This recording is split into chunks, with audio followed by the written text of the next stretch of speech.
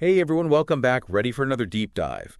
Today we're journeying into Genesis chapter 32, and we're going to untangle a story of family drama, divine encounters, and a name change that echoes through history. And a mysterious dietary law, don't forget that one. It's going to be a wild ride. Definitely. We're drawing from My Christian Space for this one, and let me tell you, things get intense. Yeah, this isn't just any family reunion. We're talking about Jacob, the patriarch, and his long-awaited and probably dreaded encounter with his brother Esau. Right. Talk about a family feud for the ages. So to set the scene, Jacob's finally heading back home after years of being away. And, well, he gets some news that kind of puts a damper on his homecoming. 400 men coming his way. That's not exactly a welcoming committee. Talk about sending a message. But, before we even get to that face-off, something really interesting happens. Jacob encounters angels. And not just a passing glance, right? Yeah. He recognizes this as God's camp, naming the place Machanaim, meaning two camps. Talk about foreshadowing. Two camps, yeah. Like he's caught between the physical threat of Esau and this looming, spiritual showdown. It makes you think, is he more afraid of Esau or of what this encounter with the divine might bring? That's a good question. I mean, knowing how Jacob's story has unfolded so far, he's probably got reason to be a little anxious about both. Absolutely. And remember, he's trying to protect his family, his entire household. He doesn't know how this encounter with Esau will go down. Imagine that uncertainty, that weight on his shoulders.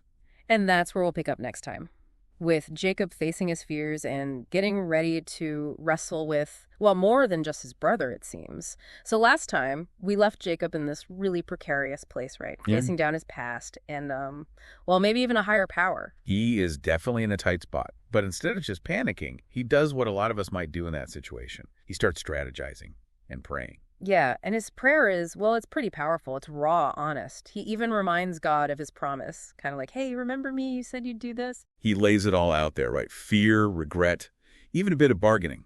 But it also speaks to that whole covenant idea, that agreement between God and humanity that runs throughout Genesis. Right. Like, it's not just about blindly following. It's about a relationship with give and take on both sides. I mean, we see Jacob trying to hold up his end of the bargain, in a manner of speaking, with the gifts he prepares for Esau. Oh, man, talk about extravagant. Hundreds of animals, goats, sheep, camels. He even gives his servants really specific instructions on how to present everything to Esau, according to My Christian Space. Almost like he's trying to orchestrate the perfect peace offering. Right. Is it about appeasing Esau, or is there some genuine remorse there? Or maybe, as some scholars suggest, it's a foreshadowing of Israel's role of sharing blessings with the world. It really makes you think about the different layers of this story and the ways those layers have resonated throughout history. But before we get to the reunion itself, there's that other, shall we say, memorable event. Oh, you mean the wrestling match? Yeah. We can't skip over that. Yeah, My Christian Space doesn't hold back. It's a full-on divine encounter. And Jacob, even with a dislocated hip, he just refuses to quit until he gets a blessing. He's always been a striver, right? From the very beginning, his name, Jacob, is linked to that idea of grasping, holding on. And here it takes on this whole new meaning. He becomes Israel, he who wrestles with God. And it's not just a name change, it's a total identity shift. It's a reminder that faith isn't passive. Right. It's an active struggle, a back and forth. And maybe it's in those moments when we're wrestling with doubt, with fear, that we figure out who we're really meant to be. It's a powerful image, and one that's really resonated with people for centuries. But this encounter, it doesn't end there, does it? There's this other detail, almost like a footnote, that always fascinates me.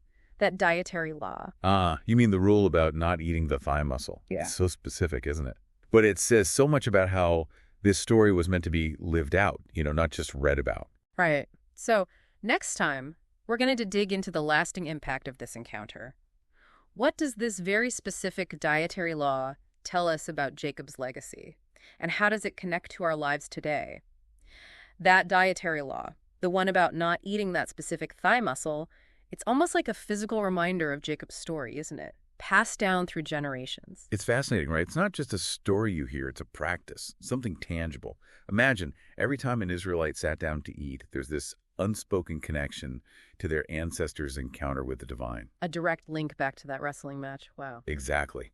My Christian Space really highlights that for those who observe this custom, it wasn't just about what you did or didn't eat. It was about carrying that story, that identity, within their very bodies. It makes you think about traditions today, right? the things we do, the beliefs we hold that have been passed down sometimes for generations without us even realizing why. It's a reminder that history isn't just in books, it's in us. This whole deep dive, it just shows you, doesn't it, how these little details, these seemingly insignificant things, they add up to something so much bigger. And it all goes back to that question, doesn't it? Yeah. What are we willing to wrestle with? What do we need to grapple with in our own lives to become who we're meant to be?